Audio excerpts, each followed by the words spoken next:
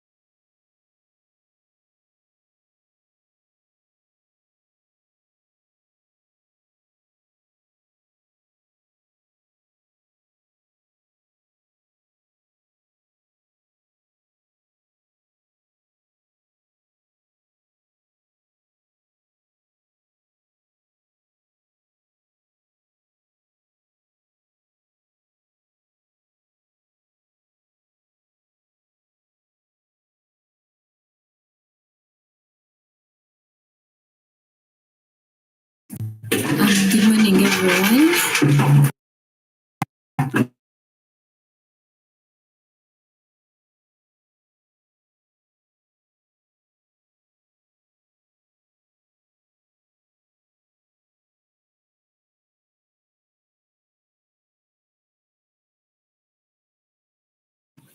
Sorry about good morning, everyone. I hope your morning is good. So I think we can start. I was waiting for us to reach 20 people, but I think we can start with the number that we have. I hope your morning is going well. Yeah, you're most welcome. So this event, the theme is women thriving in STEM. We are going to discuss some experiences of our keynotes. They're going to share their experiences, and then from that we can pick questions that we can ask them on how we as women can be able to thrive in the STEM industry. This event was organized to celebrate Women's Day. Actually, it was supposed to take place on Women's Day, but we had pushed the date. So I thank everyone who registered and is here. I'll take 5 minutes to introduce our keynotes. I'll start with Miss Sylvia. This is a senior engineer. She serves as a software engineer at FutureLink Technologies, and she's passionate about mentorship. She's going to be able to share her journey, her experience, what are some of the things she has faced in her industry.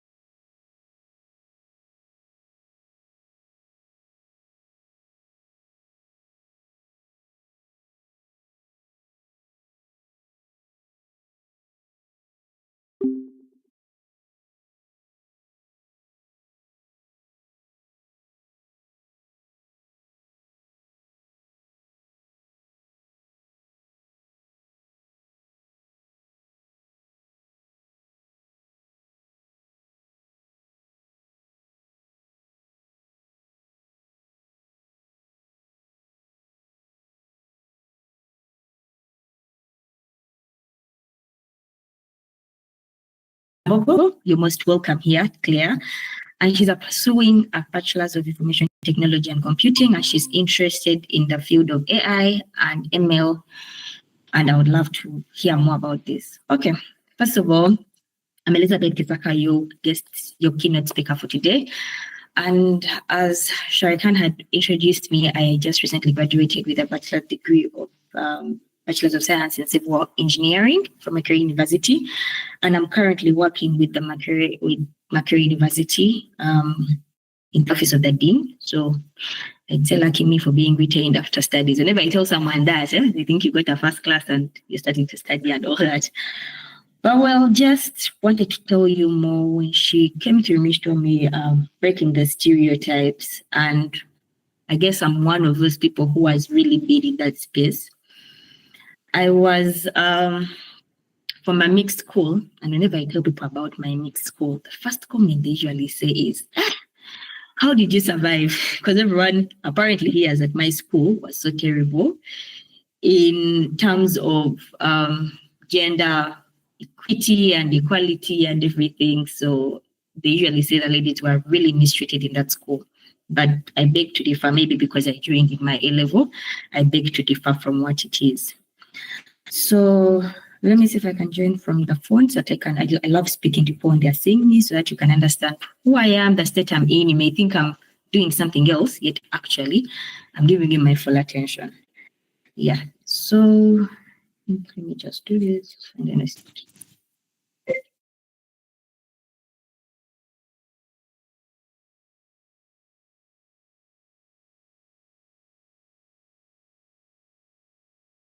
Sorry, do you see me? Okay, sorry, do you see me? So just be clear, just tell me yes, you hear me well, you see me well, so that we can start this. Yeah, you can? Okay, thank you so much. So, well, being the first speaker, first of all, is scary. It is interesting, but I'm here for it. So finally, my presentation is here. So I'm going to kindly request to share my screen if Shokran can allow me to. Okay. Sorry.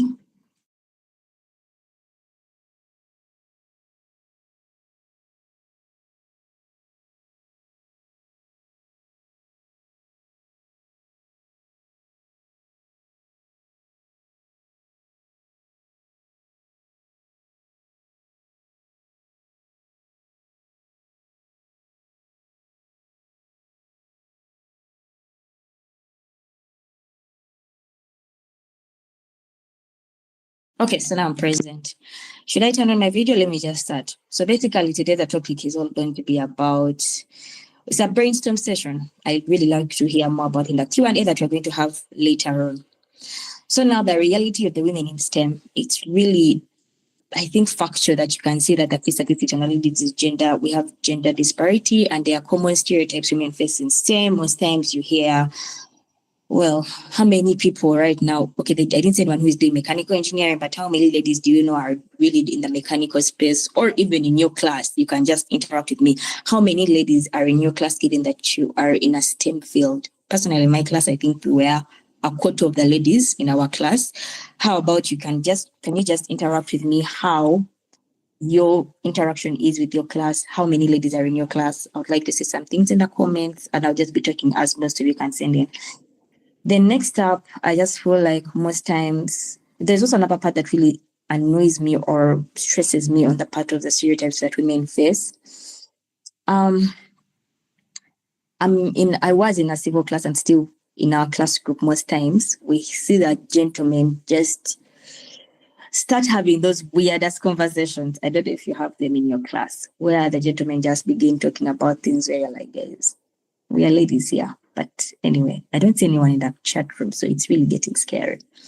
But now let me talk about something that I'm well versed with, how to put yourself out there, really. So how best can you put yourself out there? First of all, I'm from the ANISTEM, and I am the programs lead, and our organization is mainly about uplifting women, empowering women across Africa, And we are doing this slowly by slowly by having monthly workshops, which you're all invited to at the end of the month. You can look at us via LinkedIn. And one of the topics that we had was personal branding. How best can you brand yourself? How best can you put yourself out there?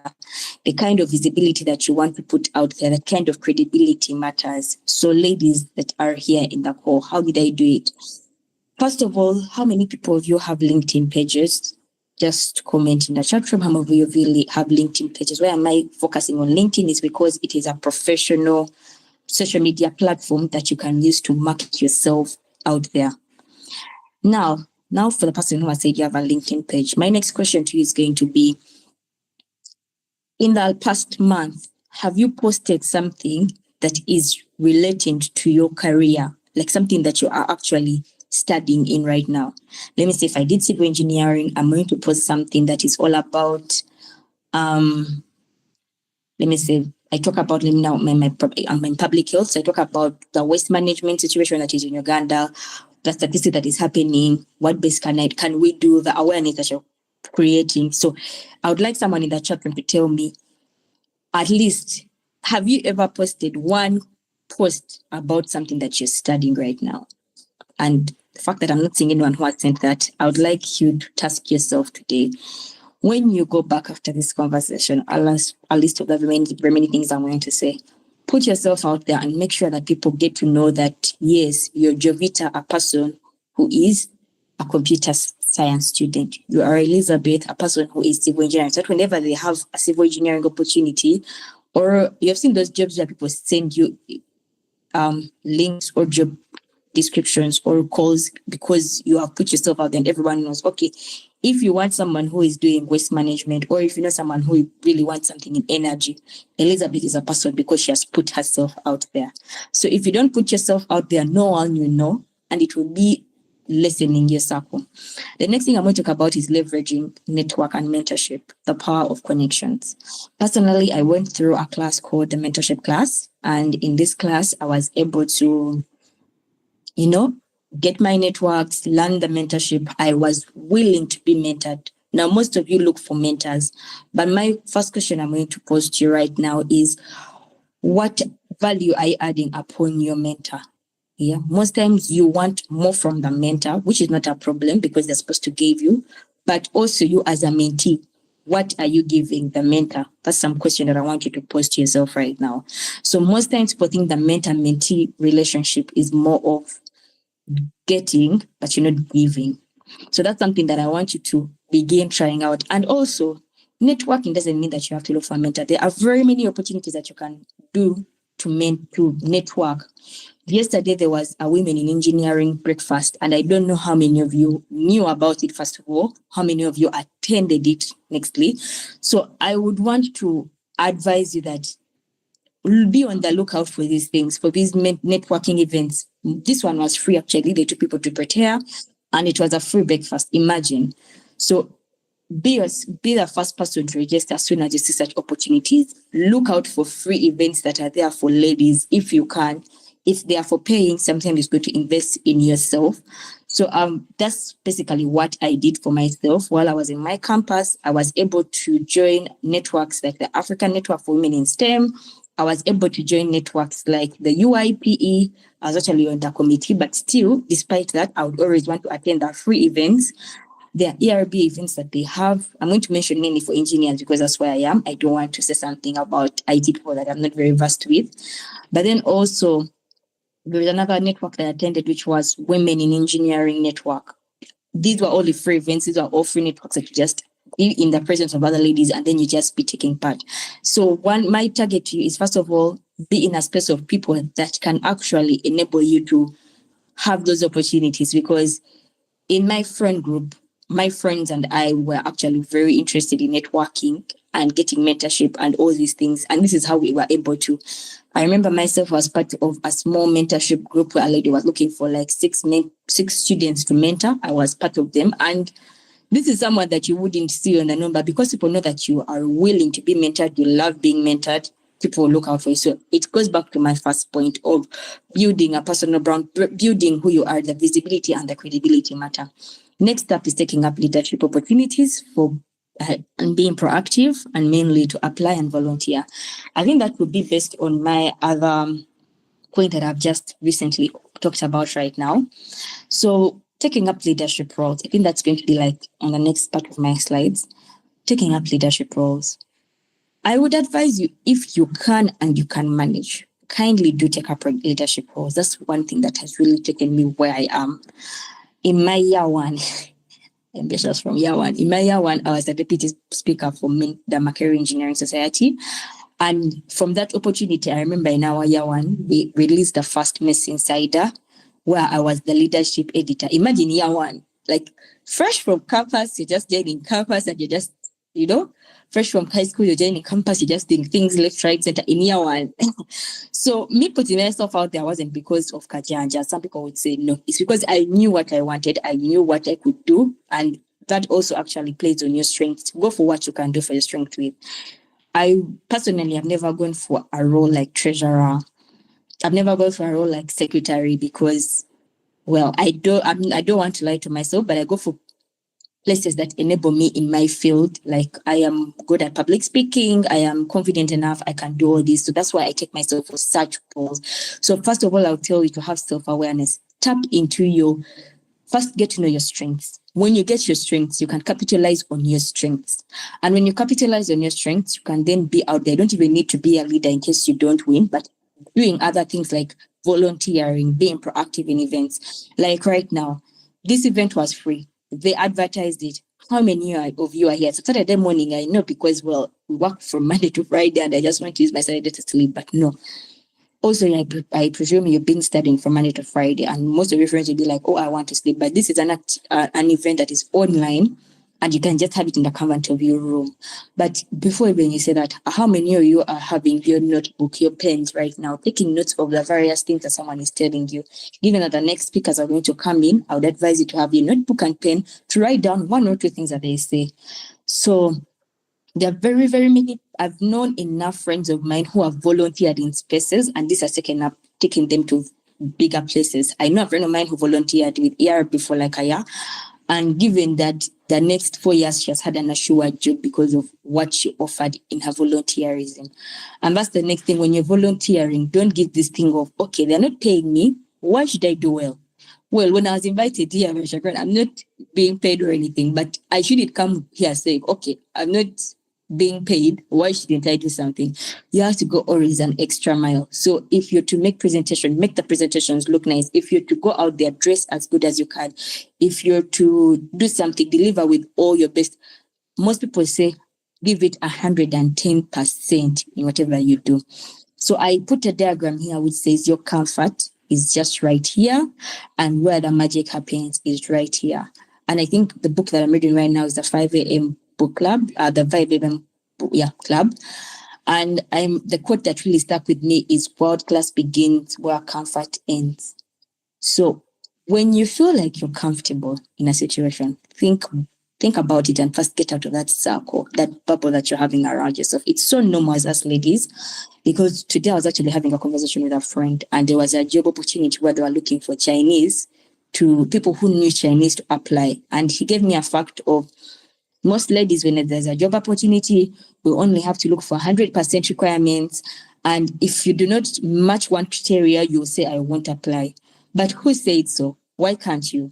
So men, most times what they do, which is factual, they send in the application, even though they know they have zero qualification. Okay, maybe they have like at least one criteria that they can meet. They just send in the application, and that's how they win it. And it's really factual. If you Google on, it's actually something they talk about. We ladies most time tend to be like, okay, I have all these things, but I don't have the Chinese speak. I can't do it. I don't think I'm worth it. I don't meet all the 100. Let me not do it, You be in your comfort, you be like, oh, let me be comfortable where I am. And that's how we lose. So most times I would advise you to just,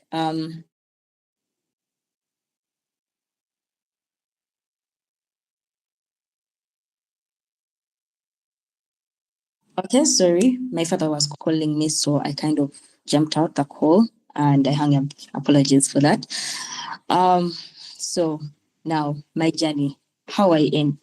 It's calling. Let me just hang up. Sorry. So my journey, how I made it. I think I've already talked about this, the leadership roles. I did not only cocoon myself to only engineering spaces, and that's something I'm going to tell you about. I don't think you should only cocoon yourself to only something that you're good at. Okay, well, you can, but you should go out there and look for other people in other spaces. I was part of the Rotary Club in my year one was when I was really very active, because that's when you can be most active. Year 4, year 3, you're struggling with books. Year 2 is, I think, the worst everywhere. But year 1 is where you're getting to know these things and you can easily get to know. So me in my year 1, I made sure to put myself out there. I made sure to look for things that match with the values I have. Don't go for everything, is what I can say. Look for something that matches with your values and your goals. So if maybe you want to be like, let me say, I saw someone saying they're interested in AI and ML, and that's what they want to do. I'd advise you to join things like the Google development group that they're having right now. You can join like the AI club that may be in Makerere. If you're in Makerere, you may be joining another thing that is, I don't know, something that grows your thing as it could. So that's what I would say right now. So personally, my leadership roles all began from then.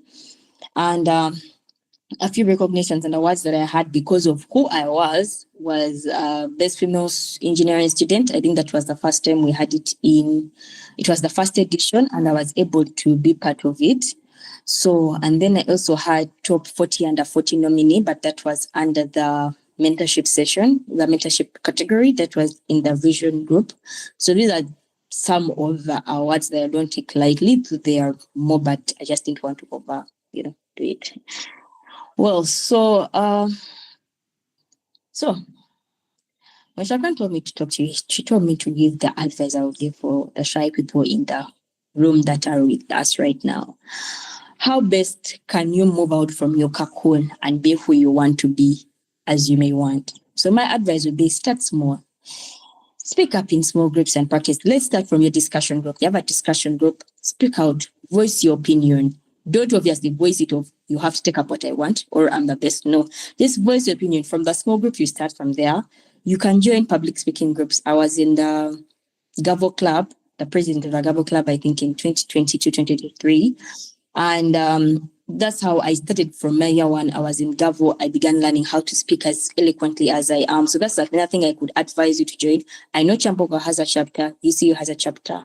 Makerere has a chapter. YMCA has a chapter. So you can literally join these groups and start small when you want to speak up. So be prepared. Confidence grows with knowledge. Whenever you're called for an impromptu speech, do not just take yourself by saying, okay, I cannot literally do this. Don't show the world that you cannot. Right now, I'm scared. I won't say I was so nervous, but I said, okay, the confidence has to come up. I have to do. And also you have to be knowledgeable. One thing that I learned recently is every morning when you wake up, you must be able to do 3 things for your body. You have to have soul, mind, and body. So if you can be able to do those 3 things every morning for yourself to grow yourself with knowledge. Soul, I mean journaling, praying, and meditating if you want. Body, I mean doing a small workout in the morning just for your mind nourishment. And then body, soul, mind. I'll talk about reading books, enlightening yourself, listening to podcasts, looking at videos, something. So in this fast-pacing world, you don't have to be where you are. You have to be moving with the trend. So if you're slow and stuck wherever you are with the limited knowledge that you have, you'll be left behind by very many people. So one advice I would give you is go fast, be on that trend, be knowledgeable. Don't be that person where some people are going to talk about the oil and gas in Tilenga or Bulisa, and then you're going to be like, I don't have an idea of what they're talking about. Or let me say in AI, they're talking about Grok. I know it's not new, but Elon Musk released the new AI Grok for Twitter, and you're like, I have no idea what they're talking about. You must make sure that you are on that trend for everything, not that you're jumping on that trend, but you're knowledgeable about the trends in your specific fields. So leverage the digital platforms. I think I talked about that, the blogging, the podcasting, the media. Personally, I think I had a blog, but mainly about entrepreneurship, which I was really passionate about. I did that in my S6, but that's something I would say you can blog and podcast. I think that's what I want to venture in next. Blog and podcast, something that is in your field. Again, I'm going to talk about in your field, because if that's where you are and that's where you want to grow, I would want you to stick in your field and grow in your field and enrich in your field. Use social media, use blogs, use the newsletters, send in your articles, something to spread awareness. Very many people don't know things. You may assume that the whole world knows, let me say now for roads. I may assume the whole world knows how a road is, the use of a road, but very many people do not know these things. But if you be able to educate the masses, trust me, one thing or another, maybe you may find yourself attending an event of, let me say, energy event out there, fully sponsored because of the knowledge that you have and just because you started from your room doing this. So that's something I would say. And then lastly, find support from join women focused STEM societies. I mentioned a few of them, and there are very many out there. Don't discount though, but there are very many out there that are looking for people, even males, because I've seen enough gentlemen that are in the call. There are very many male mentorship groups that I know of that you can actually join and be part of. So you don't have to limit yourself to say, some people say, I've learned it all. You have never learned, you'll always be learning. So to summarize my, I think the last thing I want to talk about, I think I'll just talk about that later. Let me just end with this by saying, so I want to just stop the presentation at this end. Okay. So the last things I'm going to say, my parting words before I leave are, be proactive. If you've just joined in right now, my main talk was more about be proactive, be everywhere, but know your limit. As I have mentioned, I was everywhere. Like, I think you just see I was in rhetoric, my career work, but I knew what brought me here. When you're a student, when you join Mercury, that's where you're able to join those organizations. So don't let the leadership or the organizations take you over, because to be part of them is because you are a student at Mercury. So that's one thing I'm going to echo out. You are a student before, so you are in a student association. Don't leave out the student, or you are, I don't know what else. So in whatever you do, the books must come first before anything else. If you see something is drifting you away from your academics, put a pause on it. That's what I used to do during it. Whenever I see examination period coming in, I say, guys, no, I'm off. I need to take my time off. I know what brought me here. I have to first excel. Then I can easily lead you in other things. So that's what I can tell you. Put yourself out there. Know what interests you. That's what I talked about. Know your strengths. Capitalize on them.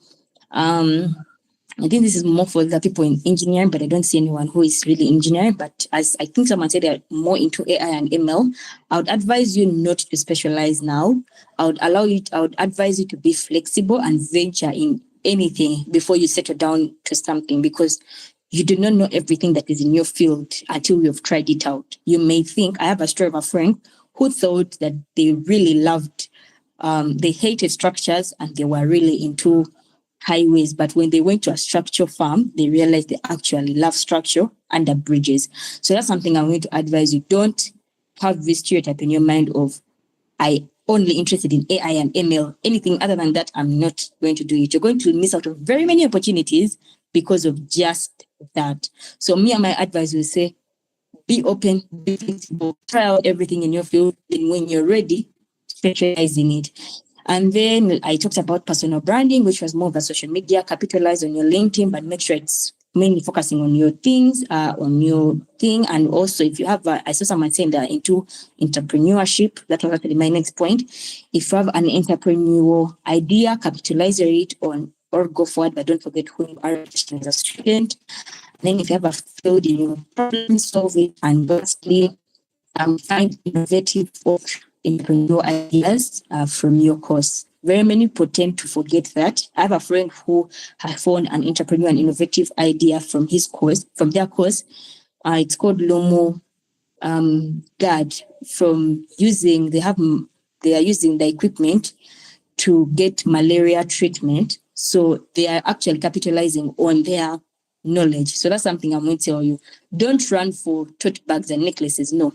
Look at something that is in your field. I'm not saying it's bad, you can, but look at something in your field. Look for a problem in your field. Find an innovative and entrepreneurial idea for it.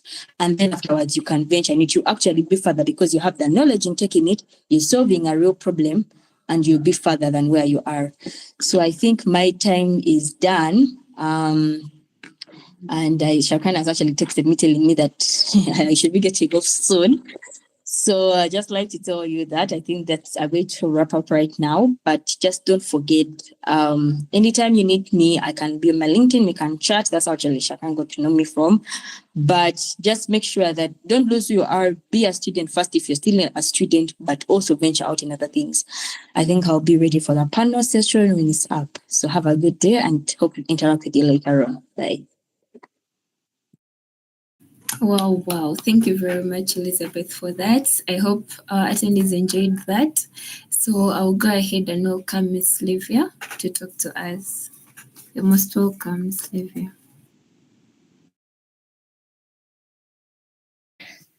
Thank you. Let me switch on my video. I hope you can see me. Please confirm that you can see me and hear me. Awesome. Good morning, ladies. And I see there are a lot of gentlemen that have come in the last few minutes. I think someone shared a link, but it's good to have you here as well. And thank you, Elizabeth, for starting us off very well. Those were very beautiful insights, and she has kind of touched a number of things. For example, some of the stereotypes that are faced by women in the STEM sector, some of the challenges that women face in the STEM sector. So that was very insightful. Thank you, Elizabeth. And in my sharing, I'll be building on some of them. So my name is Sylvia Bonavana, like you already heard. And today I just want to share with us what my story is, what my journey has been in this space of STEM. And like they introduced me earlier, I'm a software engineer, but that's not where I started. I graduated in 2013. Yes, don't calculate my years. Yes, but I graduated in 2013, and at Makerere University, I studied telecommunications engineering, and I graduated in 2013. But when I graduated, I started to look for work, and you know how sometimes the streets are, the work may not come in as expected. But the interesting thing is that they had told us that, telecom was the hot cake, those days. It was the hot cake. And they told us that once you finish that course, guys, you don't even need to look for work. Work is going to be looking for you. So we're very excited.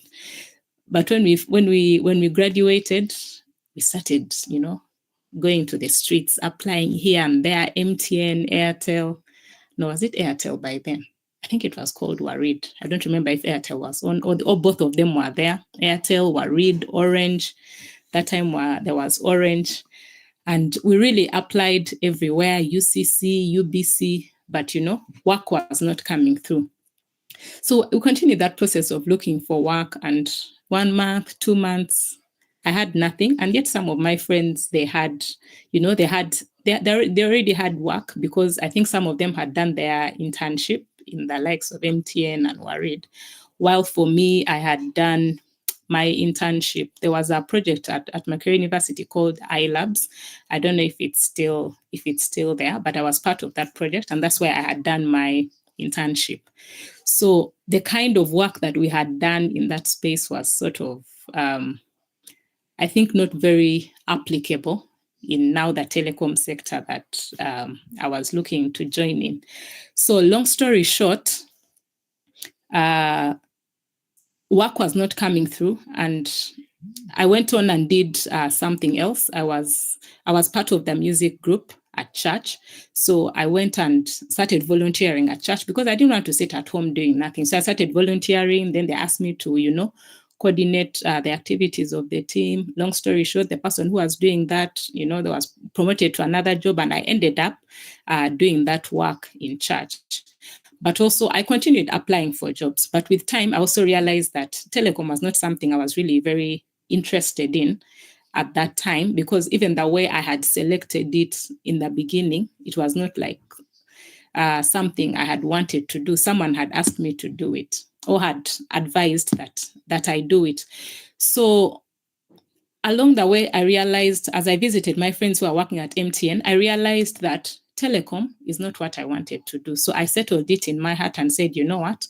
It's okay. So I put the telecom aside, and then I continued working in the church, in the music department. And I was really learning a lot, leadership skills, communication skills. I was doing correspondences, writing reports and budgets, taking the team for trips to Nairobi and different places. So I was really learning a lot in terms of leadership, in terms of administration, in terms of working with and managing people. I was really learning a lot, and I felt that was challenging me more than what I would have been doing in the telecom sector.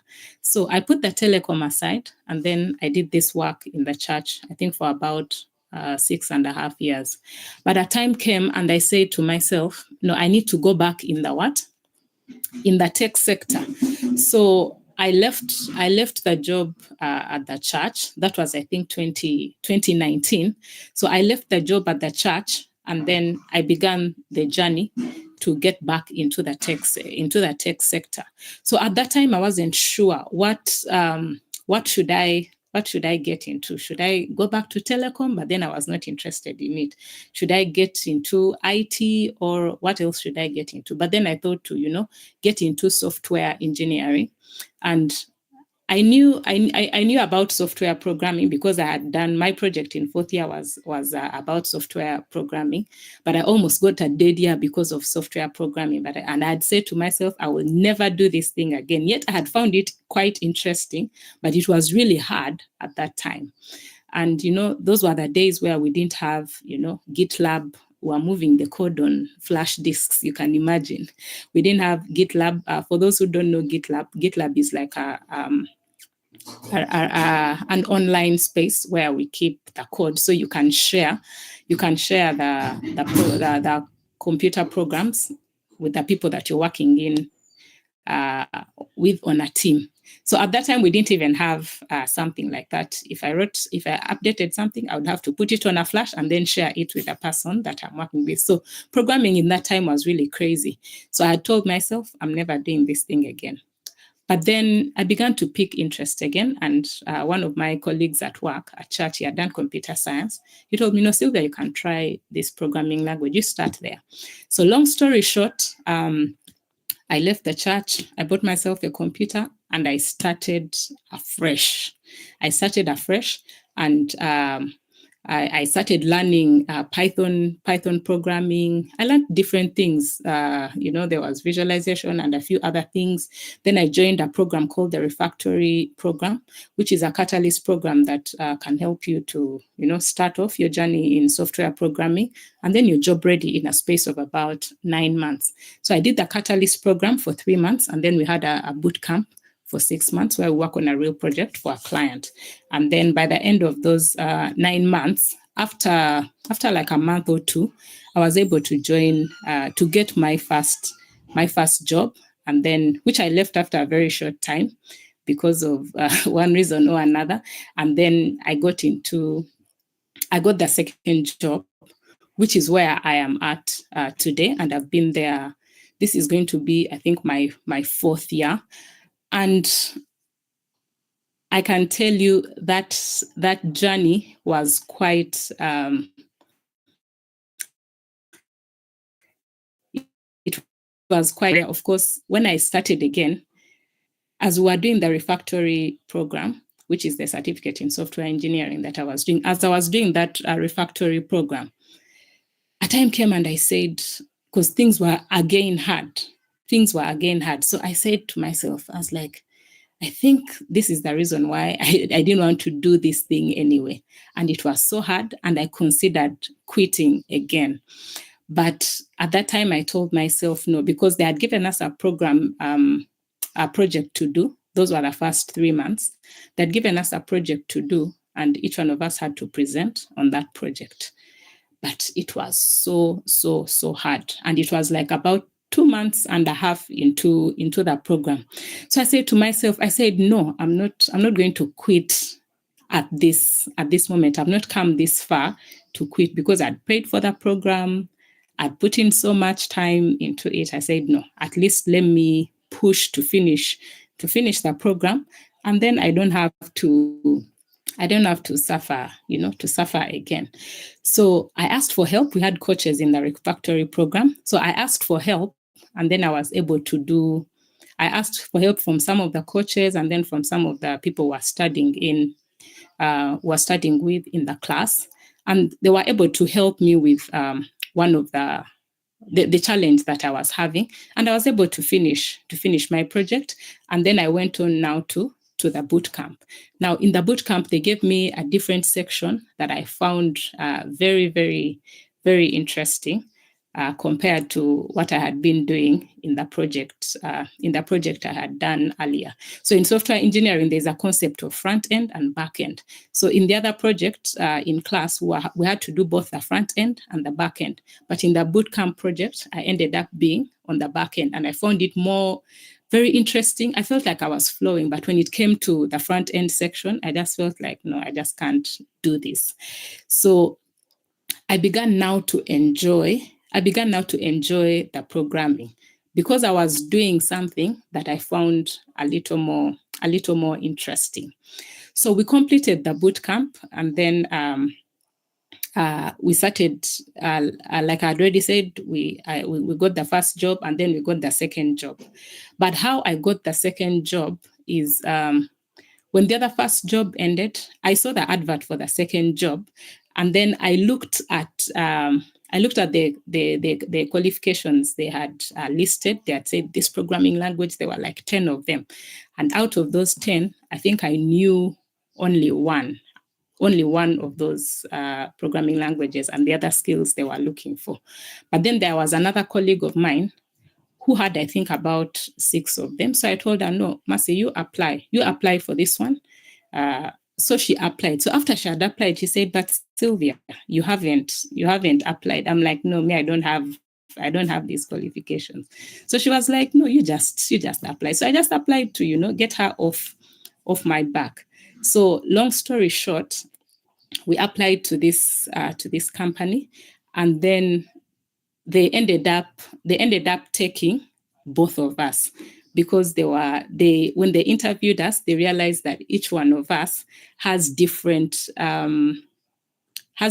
gifts and different strengths that they can bring to the team. So they decided to take both of us. And this brings me to the point that Elizabeth was, sharing earlier, that many of us, when we see that they have advertised and you have only one out of the 10 they're asking for, we usually shy away from applying. So while I had the 1 out of 10, and my friend Mercy had the 6 out of 10, when we went to do the interviews, I actually ended up being the best in the interviews, and she came second. And it was good that they even retained both of us. But guess what? Guess what made me come first? What made me come first was that, and this I learned later, of course, was the leadership skills that I had, that I showed, of course, on my CV, but also in the interview as they were asking me the different questions they asked me. And at that time, they were looking for somebody to lead the team that they were trying to put together at that time.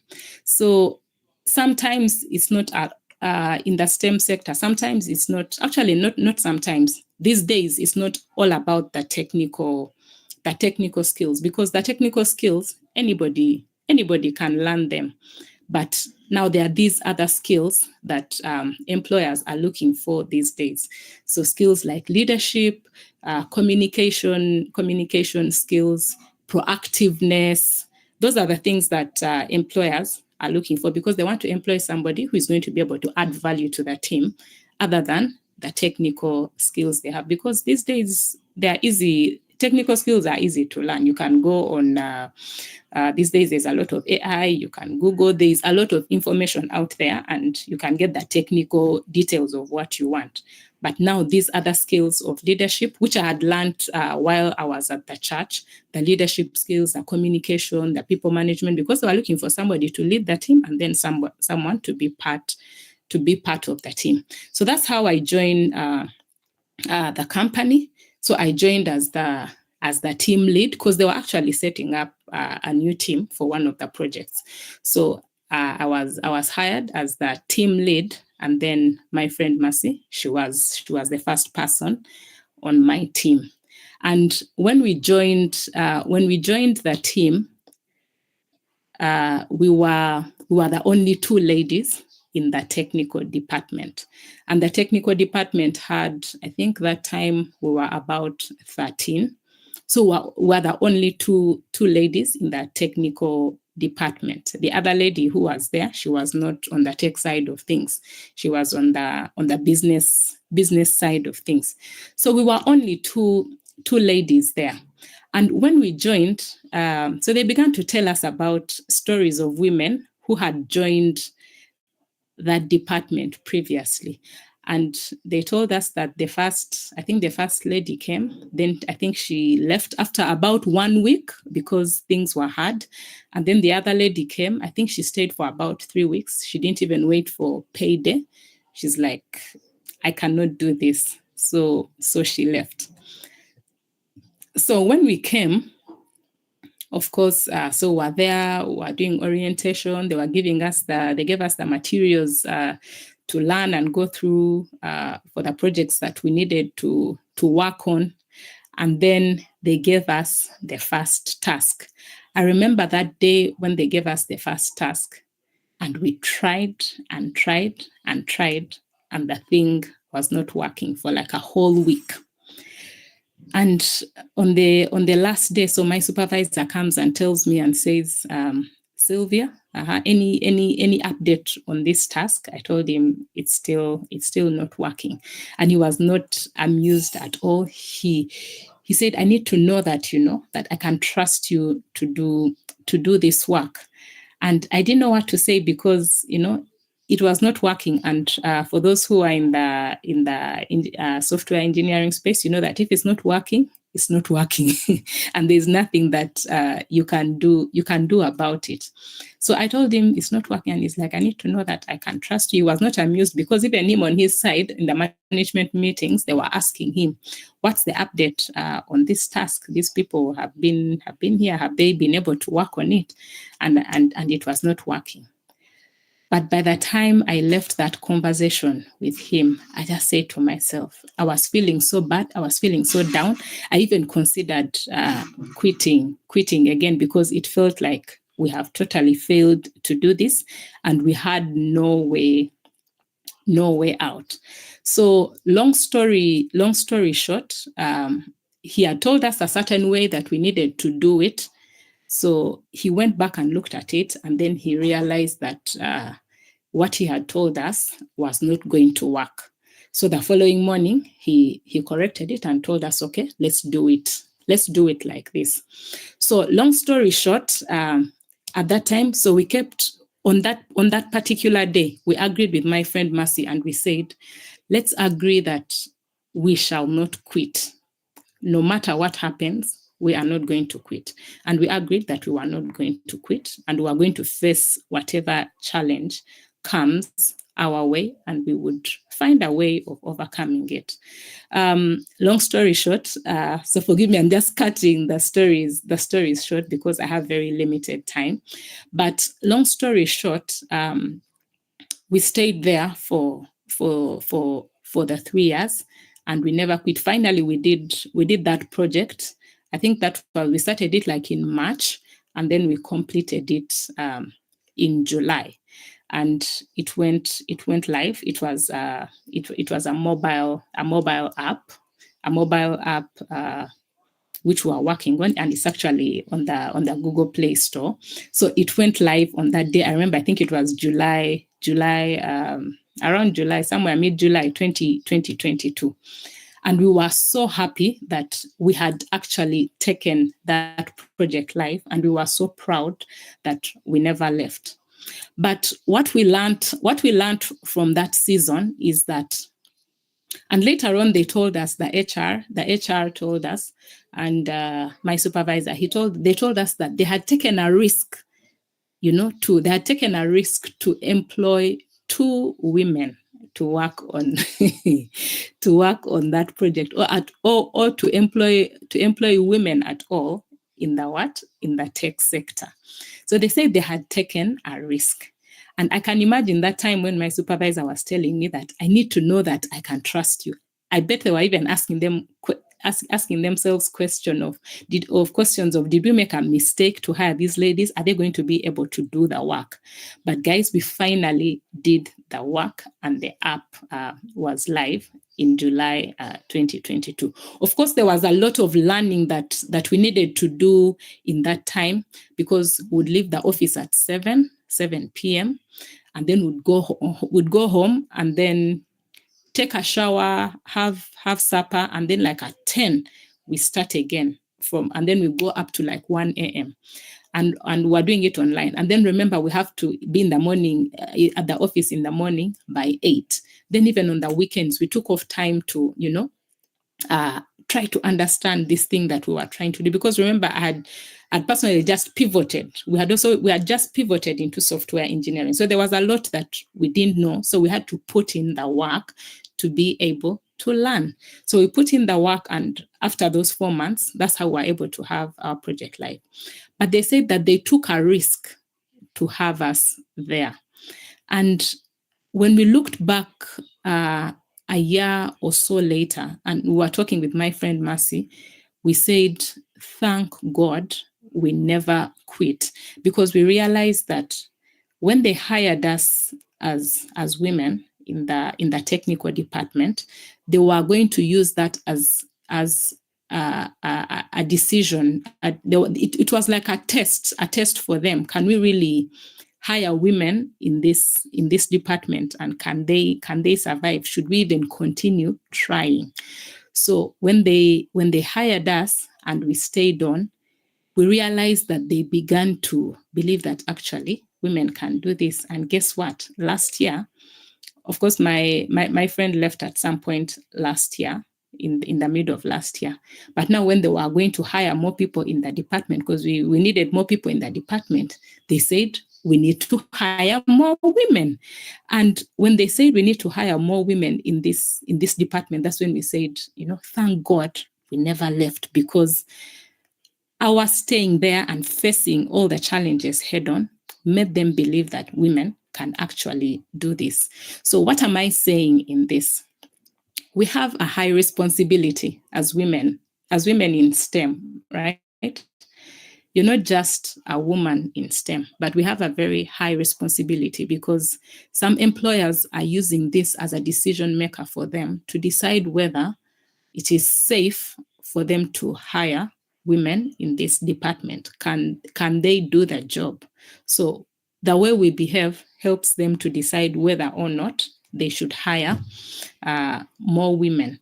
So as women in STEM, we have a high responsibility of determining whether the next woman will be hired in the next in our department, or they will not. And for us, we were glad that because of how we stayed on and did our work excellently, they were able to believe that women can actually do this role.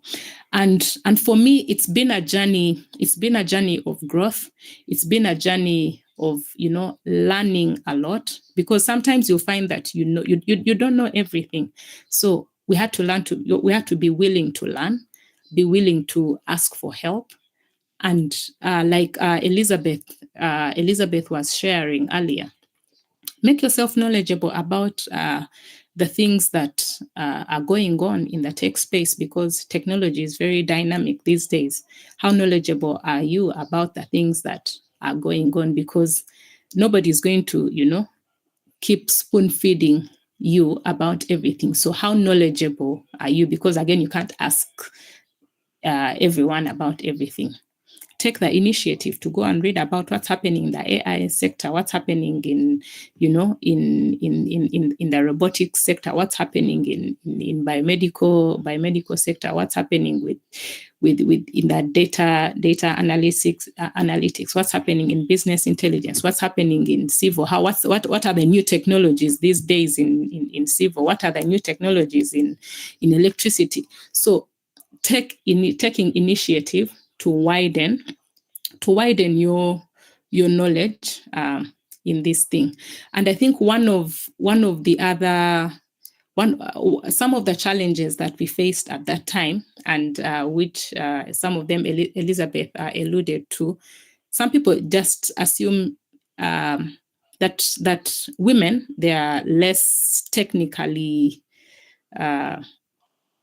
able, or we have less. When some people, when they see a woman, they just believe this one doesn't know technical things.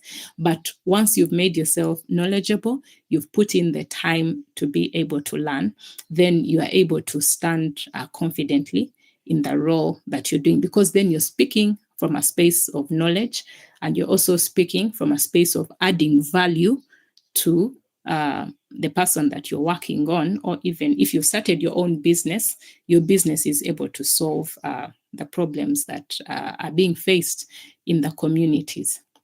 And I think the other challenge that we face as women is, and this is not just faced by women in STEM, but it's called imposter syndrome, where you feel like, I don't belong in this space. And a lot of women face that, and it's for one reason or another.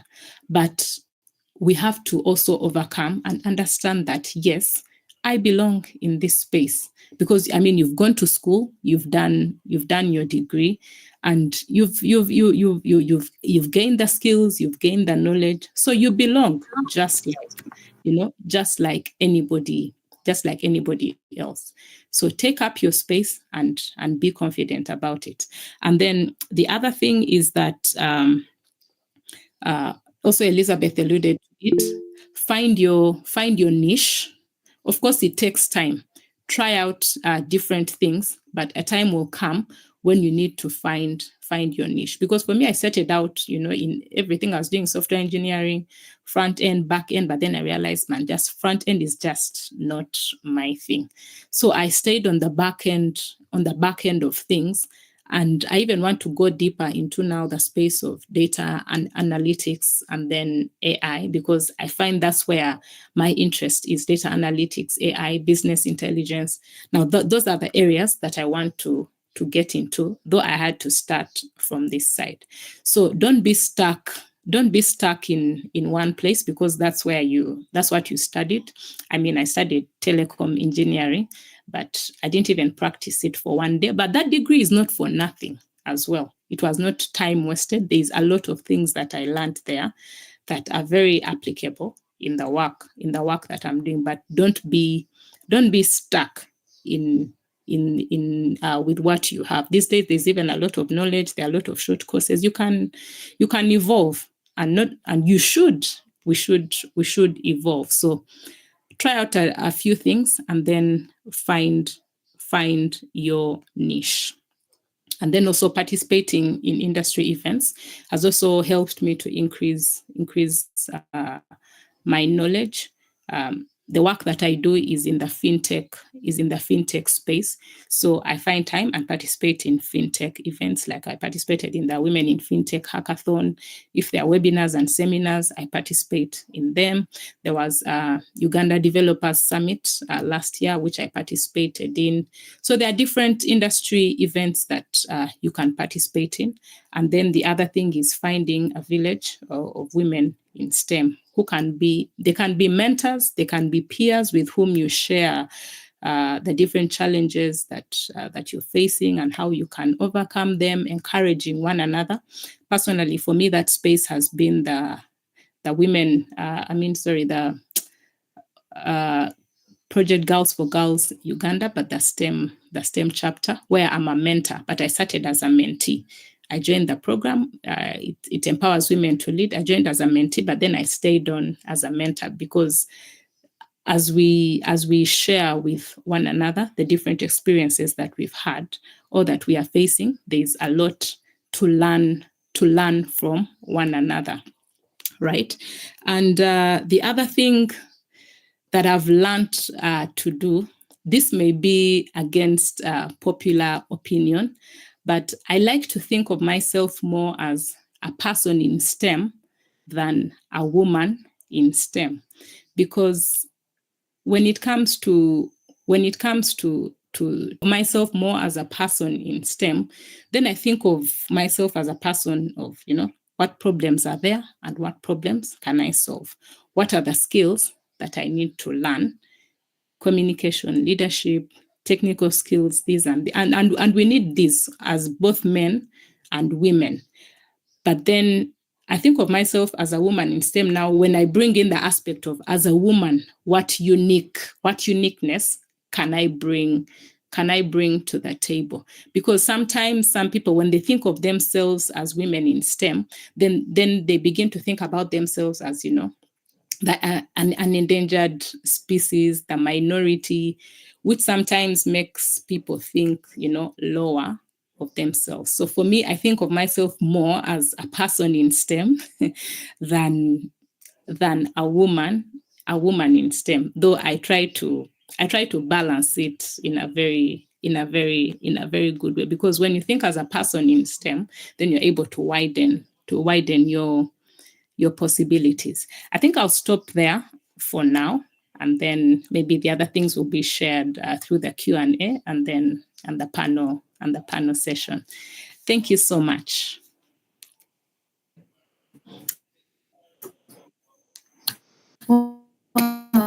Let's clap.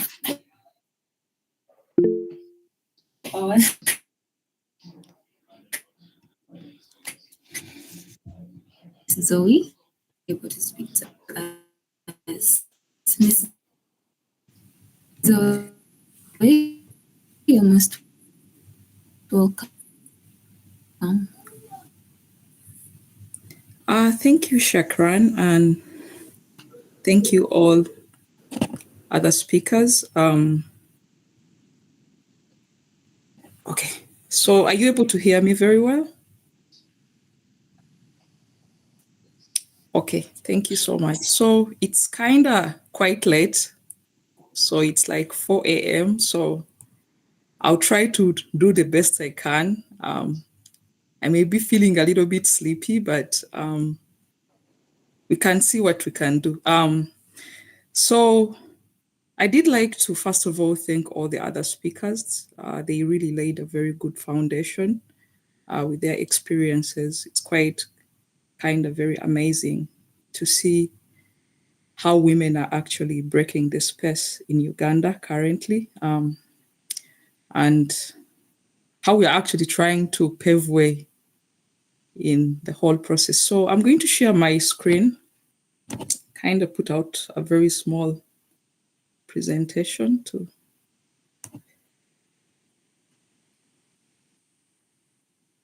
I'm not so good with Google Meetings, so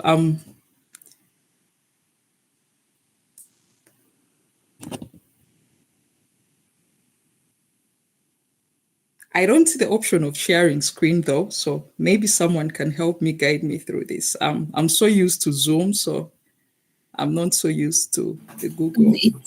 It's this arrow. There is an arrow looking upwards in a box down. So when I select that, okay, I see choose what to share. Okay. It's not giving me the option to share though. Let's see.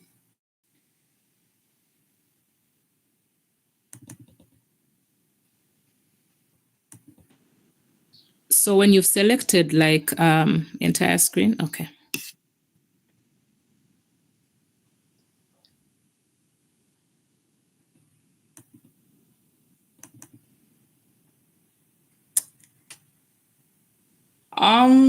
So it's not giving me the option to share the actual presentation. They give you 3 options: Chrome, tab, window, and entire screen. So you can go to window. Okay, I see the windows. Yes, you can scroll through and see the specific part you want to share. Okay, this is bad. You chose the entire screen. So the windows are open. So when I go to Windows, the window is actually open, but I don't know why it's not able to pull out. Let's try again and see.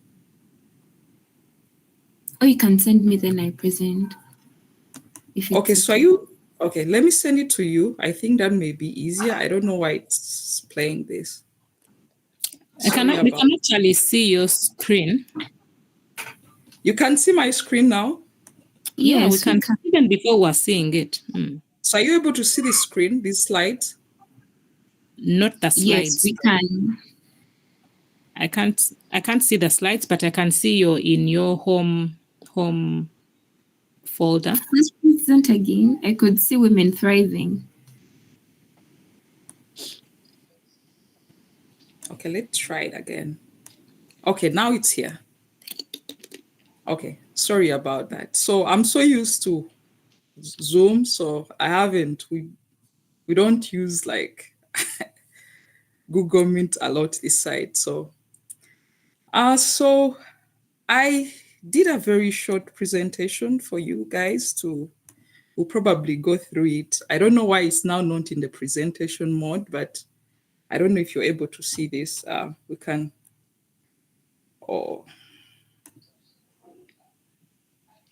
You can put it in the presentation mode. So how do I do that? Go down there. That, I think, the wine glass. Is it the wine glass? That thing that looks like a wine glass on your presentation at the bottom.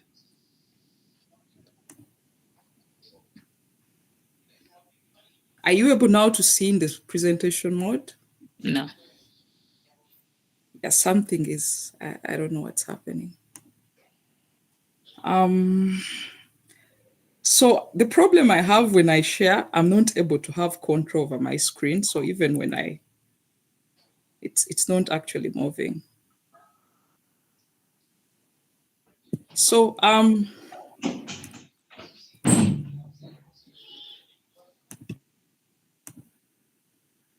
so sorry about this.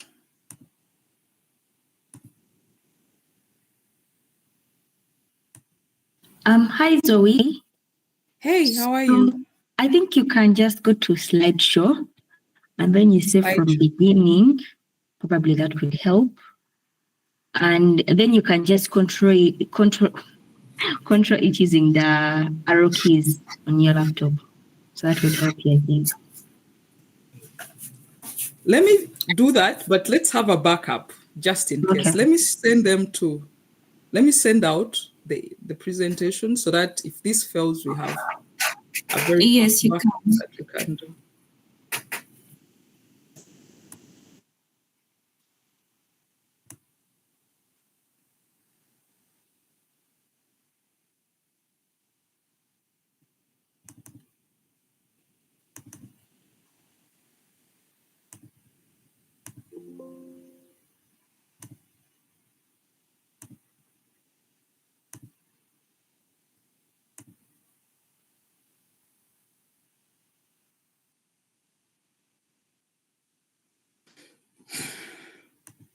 Okay, so I've sent it out.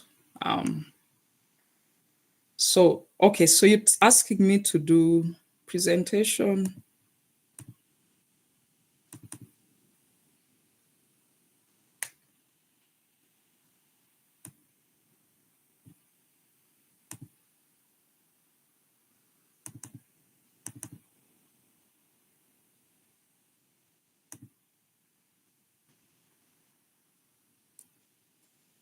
Yeah, I'm not still able to control it. So I'm able to present it on the screen, but I'm not able to present it.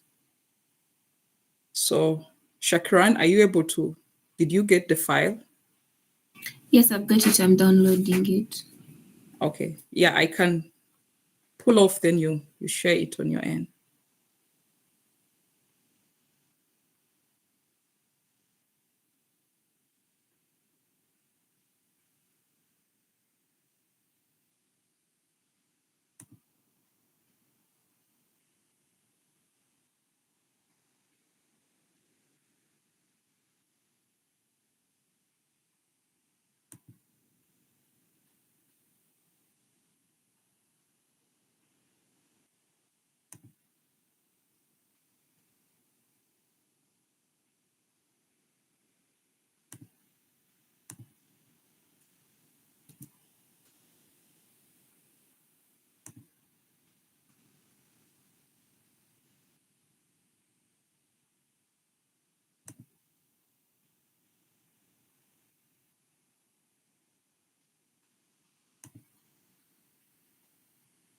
Yeah, it's responding in the same way, so which is very weird. So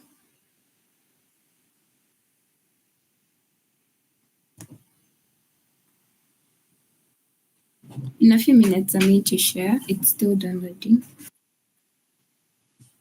yeah, I should have done this before. I didn't know there was. I should have had a backup. Sorry about that.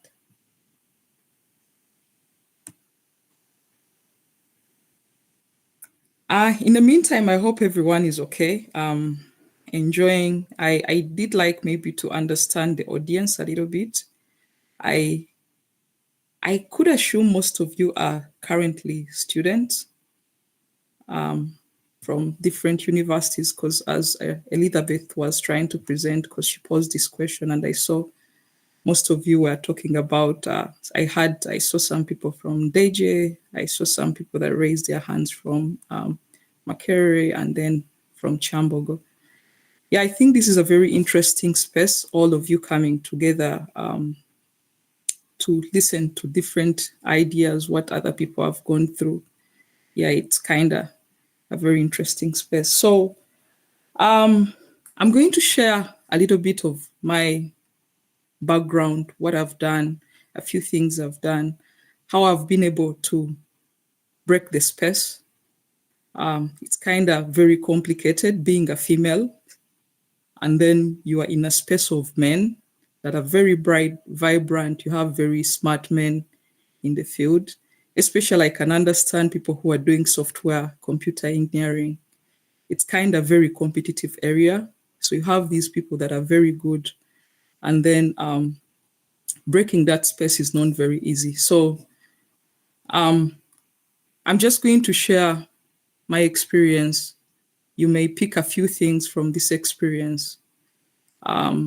The most important things is to learn, and then you implement. So it's sometimes when we get too lazy, the campus place is actually a very interesting area where you have too much time on yourself, but sometimes it's not like you have too much time. You have the opportunity to try out so many things, but we never get to understand those things until we actually get out of campus. Next slide, please.